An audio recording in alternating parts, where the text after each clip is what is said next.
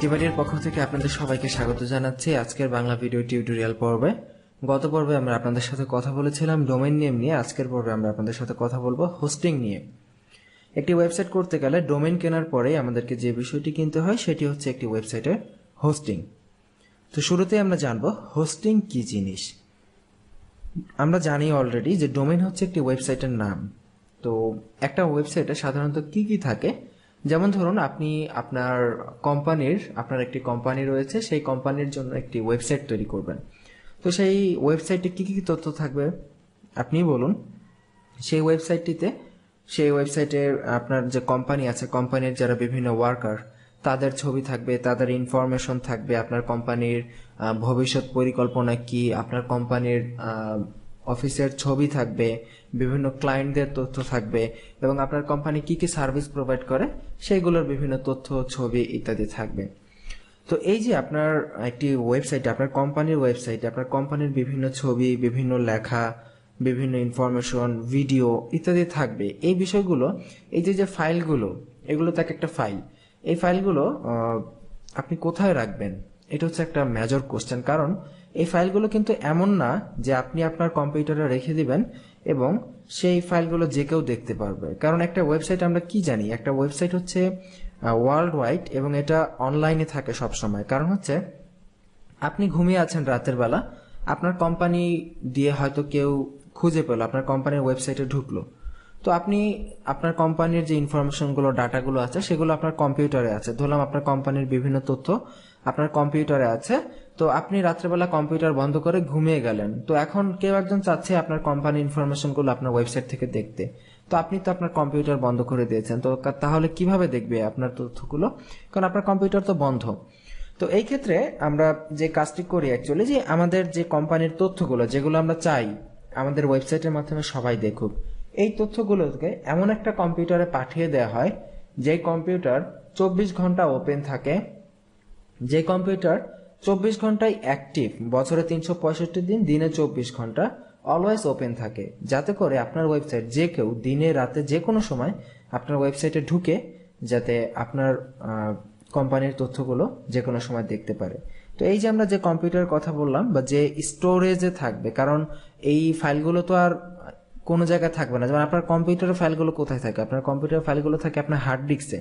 ঠিক একইভাবে আমাদের এটা এমন একটা কম্পিউটারের হার্ড ডিস্কে রাখতে হবে যেটা অলওয়েজ ওপেন থাকে এবং আপনার এই তথ্যগুলো যখনই কোনো ইউজার আপনার ওয়েবসাইটে ঢুকবে তাকে প্রদর্শন করাবে। তো এই যে জায়গাটা, এই যে হার্ড ডিস্কটা, এই যে কম্পিউটারটা, এটাকে বলা হয় হোস্টিং বা এটাকে সার্ভারও বলা হয়ে থাকে। তো আপনার এই যাবতীয় তথ্যগুলো যেগুলো আপনি চান আপনার ওয়েবসাইটে প্রদর্শিত হোক, এগুলো সব হোস্টিং এ রাখতে হয়। এই যে স্পেস, এটাই হচ্ছে মূলত হোস্টিং। তো একটি হোস্টিং মূলত কেনার পূর্বে আপনাকে অনেক বিষয় মাথায় রাখতে হয়। কারণ হোস্টিং হচ্ছে ডোমেইনের পরে আপনার ওয়েবসাইটের সবচেয়ে ইম্পর্টেন্ট বিষয়। কারণ আপনি যে জায়গা থেকে হোস্টিংটা কিনবেন সেটা যদি 24 ঘন্টা চালু না থাকে তাহলে কিন্তু আপনি আপনার অনেক পটেনশিয়াল কাস্টমার হারাবেন। কারণ আপনার কাস্টমার ধরলাম রাত 3টার সময় আপনার ওয়েবসাইটে ঢুকতেই পারে, অনেকে আছে রাত 3টার সময় কম্পিউটারের সামনে বসে, তো বসে আপনার ওয়েবসাইটে ঢুকলো কিন্তু দেখলো আপনার ওয়েবসাইট চলতেছে না। কারণ কি? কারণ হচ্ছে আপনি আপনার ওয়েবসাইটের ফাইল যে হোস্টিং এ রেখেছেন সেই হোস্টিং ডাউন হয়ে আছে, সেই হোস্টিং বন্ধ আছে। সো এরকম হলে কিন্তু আপনি আপনার বিজনেসে কাস্টমার হারাবেন। তো এই জন্য হোস্টিং নির্বাচনের পূর্বে আমাদের বিভিন্ন বিষয় মাথায় রাখতে হবে এবং আমাদেরকে বুঝতে হবে কিভাবে একটি ডোমেইন এবং একটি হোস্টিং কাজ করে। এখন হোস্টিং কি জিনিস আমরা সবাই জানলাম। এখন আপনাদের মধ্যে স্বাভাবিকভাবে একটা কোশ্চেন আসবে যে তাহলে কম্পিউটার চিনবে কিভাবে কার হোস্টিং কোনটা? যেমন ধরুন পৃথিবীতে কোটি কোটি ওয়েবসাইট আছে, তো কোটি কোটি ওয়েবসাইটের আলাদা আলাদা ফাইল রয়েছে, এক একটা ওয়েবসাইটে এক একটা ফাইল। তো আপনি যখন কোনো ওয়েবসাইটে যান তখন তো আর ভুলক্রমে অন্য ওয়েবসাইটের তথ্য আপনার এখানে চলে আসে না। যেমন আপনি itbari.com এ ঢুকলে এখানে অন্য ওয়েবসাইট চলে আসবে না, এখানে itbari-তে যে তথ্যগুলো আমরা দিয়েছি সেই তথ্যগুলোই আসবে। তো তাহলে কম্পিউটার চিনবে কিভাবে যে আপনি itbari-তে গেলে itbari-র তথ্যগুলো সে কিভাবে খুঁজে বের করবে? এইটা হচ্ছে প্রত্যেকটা হোস্টিং এর একটা আইপি অ্যাড্রেস থাকে। আইপি মানে হচ্ছে যে ইন্টারনেট প্রোটোকল বা আইপি অ্যাড্রেস, বা আমরা আপনাকে আরো সহজে বলতে পারি যে প্রত্যেকটা হোস্টিং প্রত্যেকটা ডোমেইনের সাথে কানেক্ট হওয়ার জন্য একটি পদ্ধতি ব্যবহার করে যেটাকে বলা হয় ডোমেইন নেম সিস্টেম। যেমন itbari.com যে ওয়েবসাইটটা, এটা হচ্ছে আমাদের ডোমেইন নেম।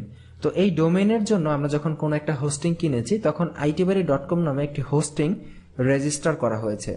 রেজিস্টার করার ফলে এই হোস্টিং এর যে কম্পিউটার, সেই কম্পিউটার একটা স্পেস, আমরা যতটুকু স্পেসের হোস্টিং কিনেছি, যদি আমরা 1 জিবি কিনে থাকি 1 জিবি, যদি আপনি 5 জিবি কিনেন 5 জিবি, যদি আপনি 10 জিবি স্পেস কিনেন 10 জিবি, স্পেসের উপর ডিপেন্ড করে বিভিন্ন দাম হয় হোস্টিং এর।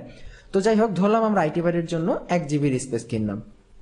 তো যখনই আমরা itbari.com নামে 1 জিবি স্পেস রেজিস্টার করলাম, তখনই আমি যেই কোম্পানির কাছ থেকে রেজিস্টার করেছি সেই কোম্পানির এরকম বিভিন্ন কম্পিউটার আছে বা বিভিন্ন সার্ভার আছে যেখানে শুধু হার্ড ডিস্ক আর হার্ড ডিস্ক, সেখানে লক্ষ লক্ষ ওয়েবসাইটের, হাজার হাজার ওয়েবসাইটের তথ্য জমা থাকে।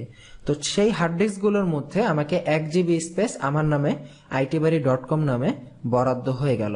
তো বরাদ্দ হওয়ার পর এই আমার ডোমেইন নেম এবং সেই হোস্টিং, এই দুইটার মধ্যে কানেকশনের জন্য আমাকে হোস্টিং কর্তৃপক্ষ একটা নেম সার্ভার প্রোভাইড করবে। নেম সার্ভারটা সাধারণত সেই হোস্টিং কর্তৃপক্ষের নামে হয়ে থাকে। তো যাই হোক, সেই নেম সার্ভারটা আমাকে ডোমেইনের কন্ট্রোল প্যানেলে গিয়ে বসাতে হবে। তো ডোমেইনের কন্ট্রোল প্যানেলে যখন আমি সেই হোস্টিং এর নেম সার্ভারটা বসাবো, তখন আমার এই ডোমেইন নেম এবং সেই হোস্টিং পরস্পরের সাথে কানেক্টেড হয়ে যাবে। এবং কানেক্টেড হওয়ার ফলে আমি যখনই সেই আমার হোস্টিং এর মধ্যে কোনো ফাইল, কোনো ভিডিও, কোনো ছবি আপলোড করব, তখনই কেউ আমার ওয়েবসাইটে যদি www.itbari.com এ ঢোকে, সেই ফাইল, সেই ভিডিওগুলো দেখতে পারবে। তো এইভাবে মূলত একটি ডোমেইন এবং একটি হোস্টিং একে অপরের সাথে কানেক্টেড থাকে। সেখানে নেম সার্ভার দিয়ে মূলত ডোমেইন এবং হোস্টিংকে কানেক্টেড করানো হয়। তো এই জন্যই মূলত আপনি কখনো একটা ওয়েবসাইটে গেলে আরেক ওয়েবসাইটের তথ্য পান না। যেমন আপনি itbari.com এ গেলে কখনো ফেসবুকের তথ্য পাবেন না। itbari-তে গেলে আমরা যে সকল তথ্য itbari-তে দিয়েছি শুধুমাত্র সেগুলোই পাবেন। যাই হোক, এই গেল একটি ডোমেইনের সাথে হোস্টিং কিভাবে কানেক্টেড হয়। এখন কথা হচ্ছে যে ডোমেইনের প্রাইস নিয়ে, অ্যাকচুয়ালি ডোমেইনের মূল্য, হোস্টিং এর প্রাইস নিয়ে। হোস্টিং এর মূল্য কেমন হয়ে থাকে? হোস্টিং এর বিভিন্ন ধরনের প্রাইস রয়েছে এবং হোস্টিং এর বিভিন্ন টাইপের হোস্টিং মার্কেটে পাওয়া যায়। যেমন সবচাইতে কমন হোস্টিং হচ্ছে শেয়ার্ড হোস্টিং এবং শেয়ার্ড ছাড়াও আরো বিভিন্ন ধরনের হোস্টিং রয়েছে, ভিপিএস হোস্টিং, ডেডিকেটেড হোস্টিং। আমি একটু সংক্ষেপে বলে দিই। শেয়ার্ড হোস্টিং হচ্ছে যেটা, ধরেন একটা হার্ড ডিস্ক আছে, 1 টেরাবাইটের একটা হার্ড ডিস্ক, সেই 1 টেরাবাইট হার্ড ডিস্কে ধরেন 1 জিবি করে 1024 জিবি, যেহেতু 1 টেরাবাইট, তো 1024 জন লোকের কাছে একটা হার্ড ডিস্কের স্পেস গুলো সেল করা হবে। তো এই যে একটা হার্ড ডিস্ক 1024 জন লোকের সাথে শেয়ার হলো, এই শেয়ার হওয়ার কারণে দামটা কমে গেল এবং সবাই অল্প অল্প করে ইউজ করতে পারলো, এটাকেই বলা হয় শেয়ার্ড হোস্টিং। ভিপিএস হোস্টিং হচ্ছে আপনাকে একটা হার্ড ডিস্ক ভার্চুয়ালি আপনাকে একটা স্পেস আপনার নামে, প্রাইভেট স্পেস দিয়ে দিবে। প্রাইভেট ধরেন 500 জিবি স্পেস আপনার নামে দিয়ে দিবে, এটা হচ্ছে ভিপিএস। আর ডেডিকেটেড হোস্টিং হচ্ছে একটা কম্পিউটার আপনি নিজেই আপনাকে ভাড়া দিয়ে দেবে হোস্টিং কোম্পানি। ধরেন আপনি একটা কনফিগারেশনের কম্পিউটার নিয়ে নেবেন, একটা হার্ড ডিস্ক নিয়ে নেবেন, যেটা আপনাকে হোস্টিং কোম্পানি ভাড়া দিয়ে দিবে এবং এটা আপনার নামে চলবে। তো ডেডিকেটেড হোস্টিং এর প্রাইস হচ্ছে মোটামুটি সবচাইতে বেশি, হয়তো প্রতি মাসে $200 বা $300 এরকম পেমেন্ট করতে হয় ডেডিকেটেড হোস্টিং এ। তো এখন আপনার মধ্যে কোশ্চেন জাগবে যে আপনি শুরু করার জন্য কোন হোস্টিং ইউজ করবেন। তো যে কোনো ওয়েবসাইট শুরু করার জন্য, জাস্ট স্টার্ট করার জন্য shared hosting is the best. Shared hosting হচ্ছে অনেক কম দামে পাওয়া যায় এবং অনেক সহজে ইউজ করা যায়, এবং আপনি একটা ওয়েবসাইট শুরু করার জন্য that's enough. Shared hosting is enough. যখন আপনার ওয়েবসাইট আস্তে আস্তে গেইন করা শুরু করবে, আপনার ওয়েবসাইট থেকে ইনকাম আসা শুরু হবে, তখন আপনি চাইলে শেয়ার্ড হোস্টিং চেঞ্জ করে অন্য কোনো দামি হোস্টিং ইউজ করতে পারেন। এরপরে আপনাকে যে বিষয়টি সম্পর্কে জানতে হবে সেটি হচ্ছে what is space and what is bandwidth limit. Hosting কেনার আগে আপনাকে এই দুইটা বিষয় এবং এর সাথে আরো একটি বিষয়, একটি আপনার হোস্টিং এর আপ টাইম কতটুকু, এই 3টা বিষয় এবং সিকিউরিটি, এই 4টা বিষয় আপনাকে মাস্ট বি এনশিওর করে নিতে হবে। আপনি অবশ্যই কোনো ট্রাস্টেড কোম্পানি থেকে হোস্টিং কিনবেন এবং আপনাকে 4টা বিষয় এনশিওর করতে হবে: স্পেস, ব্যান্ডউইথ, সিকিউরিটি অ্যান্ড আপনার আপ টাইম। প্রথমে আসা যাক স্পেস কি জিনিস। স্পেস হচ্ছে আমরা এতক্ষণ যেটা বললাম, আপনি কত জিবি স্পেস নিতে চান। ধরেন আপনার যদি দেখা গেছে আপনি এখানে অনেক ছবি রাখবেন, আপনি এখানে 500 ছবি রাখবেন, 500 ইমেজের জন্য আপনার হয়তো 1 জিবি জায়গা প্রয়োজন বা 2 জিবি জায়গা প্রয়োজন, সেটার উপর ডিপেন্ড করে আপনি স্পেস নেবেন। তো আর আপনার ওয়েবসাইট যদি হয় ব্লগিং বা এই জাতীয় কোনো ওয়েবসাইট, তাহলে 1 জিবি স্পেস আপনার বা 2 জিবি স্পেস আপনার ওয়েবসাইটের জন্য এনাফ। এবং আপনি যদি আপনার ওয়েবসাইটটাকে একটু অপটিমাইজ করে ব্যবহার করতে পারেন, তাহলে 2 GB স্পেস একটা ওয়েবসাইটের জন্য হিউজ, অনেক স্পেস। যাই হোক, এরপরে ব্যান্ডউইথ বিষয়টা আমাদেরকে একটু বুঝতে হবে। ব্যান্ডউইথ বিষয়টা হচ্ছে ধরলাম যে আপনি একটা ওয়েব পেজ করলেন, আপনার ওয়েব পেজের সাইজ হচ্ছে 1 মেগাবাইট। সাপোজ আমরা ধরলাম, যেমন itbari.com ঢুকলে আমাদের সামনে একটি পেজ ওপেন হয়, তো ধরে নিলাম সেই পেজটার সাইজ হচ্ছে 1 মেগাবাইট। তো আপনার ব্যান্ডউইথ লিমিটটা মূলত মাসে মাসে দেওয়া হয়। তো এক মাসে যদি আপনার 10 GB ব্যান্ডউইথ থাকে এবং যখন কোনো ইউজার আপনার ওয়েবসাইটটাকে একবার লোড করবে, আপনার পেজের সাইজ যত, এই ক্ষেত্রে যদি আমাদের পেজের সাইজ 1 মেগাবাইট হয়, তাহলে আমার সেই 10 GB লিমিট থেকে 1 মেগাবাইট চলে যাবে। এইভাবে সে যতবার আমার পেজটা লোড করবে ততবার 1 মেগাবাইট করে কাটতে থাকবে। তো আপনার পেজের সাইজ যদি ছোট হয় তাহলে আপনার ব্যান্ডউইথ অনেক সেফ হবে। আপনার পেজের সাইজ যদি অনেক ভারী হয়, আপনার ব্যান্ডউইথ অনেক যাবে। তো এগুলো অ্যাকচুয়ালি অপটিমাইজেশনের ব্যাপার। আপনি যাকে দিয়ে ওয়েবসাইট করাবেন বা যাকে দিয়ে ডিজাইন করাবেন, এটা তিনি অপটিমাইজ করবেন, বা আপনি নিজে কাজ শিখলে আপনাকে এটা শিখে নিতে হবে। তো যাই হোক, এই গেল স্পেস এবং ব্যান্ডউইথ। এরপরে হচ্ছে আপনার সিকিউরিটি বিষয়টা বা আপটাইম। আপনার ওয়েবসাইটে আপটাইম হচ্ছে কতক্ষণ আপনার সার্ভারটা চালু থাকবে। তো অধিকাংশ হোস্টিং প্রোভাইডার 99.99% আপটাইম গ্যারান্টি দেয় যে আপনার ওয়েবসাইট 99.99% সময় চালু থাকবে। তো ভালো হোস্টিং প্রোভাইডারের কাছ থেকে কিনলে দেখা গেছে 1 বছরে সর্বোচ্চ 5 মিনিট বা 3 মিনিট আপনার ওয়েবসাইট বন্ধ থাকবে, বাকি অলওয়েজ 365 দিন এভাবে চলবে। তো এরপরে আসে সিকিউরিটির বিষয়টা, যে আপনার ওয়েবসাইট প্রোভাইডার মানে আপনার হোস্টিং যার কাছ থেকে কিনবেন সেই হোস্ট প্রোভাইডার আপনাকে কি পরিমাণ সিকিউরিটি দিবে। তো সিকিউরিটি কমপ্লিটলি হোস্টিং প্রোভাইডারের উপরে ডিপেন্ড করে না, এটা অনেকাংশে আপনার উপরও ডিপেন্ড করে। আপনি যে ওয়েবসাইটটি ব্যবহার করবেন সেটির অবশ্যই নিয়মিত ব্যাকআপ রাখবেন এবং হাইলি সিকিউর করে করবেন। তো এই বিষয়টা আপনাকে মাথায় রাখতে হবে আপনার ওয়েবসাইটের সিকিউরিটির বিষয়ে। তো এটা আপনি যার কাছ থেকে ওয়েবসাইট করাবেন বা যাকে দিয়ে ডিজাইন করাবেন, অবশ্যই তার সাথে সিকিউরিটির বিষয় নিয়ে কমপ্লিটলি কথা বলে নেবেন। এবং এটা আরেকটা হচ্ছে যে মেয়াদ, এক্সপায়ার ডেট। এটা হচ্ছে এক একটা হোস্টিং এক এক মেয়াদে কেনা যায়। হোস্টিং এর দাম যদি অনেক বেশি হয় তাহলে মাসিক মেয়াদে কেনা যায়, যেমন প্রতি মাসে এত টাকা পেমেন্ট করবেন, বা দাম যদি কম হয় তাহলে বাৎসরিক মেয়াদেও কেনা যায়।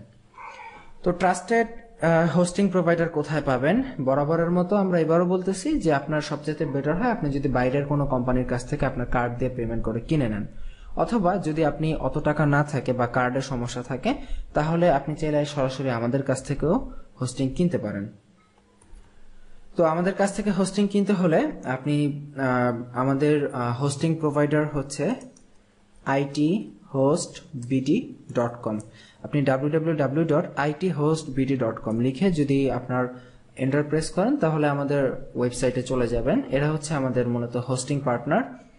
এদের কাছ থেকে আপনি চাইলে হোস্টিং কিনতে পারেন, এবং এদের সবচেয়ে বড় ফ্যাসিলিটি হচ্ছে এদের সার্ভার আপটাইম ইজ বেস্ট, যথেষ্ট ভালো সার্ভার আপটাইম। এবং আমাদের যে বিষয়টা হচ্ছে আমরা সচরাচর যে আমরা কম্পিউটার হার্ড ডিস্ক ব্যবহার করি, তো হোস্টিং এর জন্য মূলত হার্ড ডিস্ক ব্যবহার হয়। তো এই হোস্টিংটিতে আমাদের ব্যবহার করা হয়েছে হার্ড ডিস্কের পরিবর্তে এসএসডি, সলিড স্টেট ড্রাইভ, যেটা হার্ড ডিস্কের তুলনায় এখানে লেখা আছে 5 টাইম ফাস্টার, বাট এটা 20 টাইমস বা তার থেকে বেশি ফাস্টার। আপনার ওয়েবসাইট অত্যন্ত স্পিডলি লোড হবে আমাদের এই সার্ভারের মাধ্যমে, এবং আমাদের সার্ভারের প্রাইস অত্যন্ত কম। আপনি এখানে বিভিন্ন প্রাইস দেখতে পাচ্ছেন, মাত্র 800 টাকা বছরে থেকে শুরু আমাদের দাম।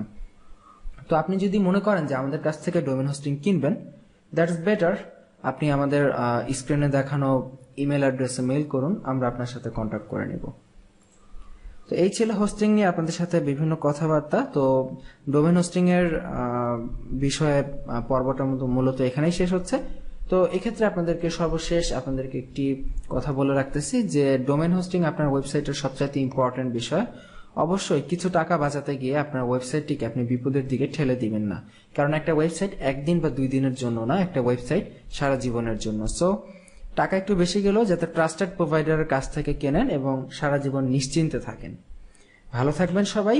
আগামীতে ইনশাআল্লাহ দেখা হবে হয়তো কোনো বিষয় নিয়ে। তার আমন্ত্রণ জানিয়ে এখানে বিদায় নিচ্ছি। আল্লাহ হাফিজ।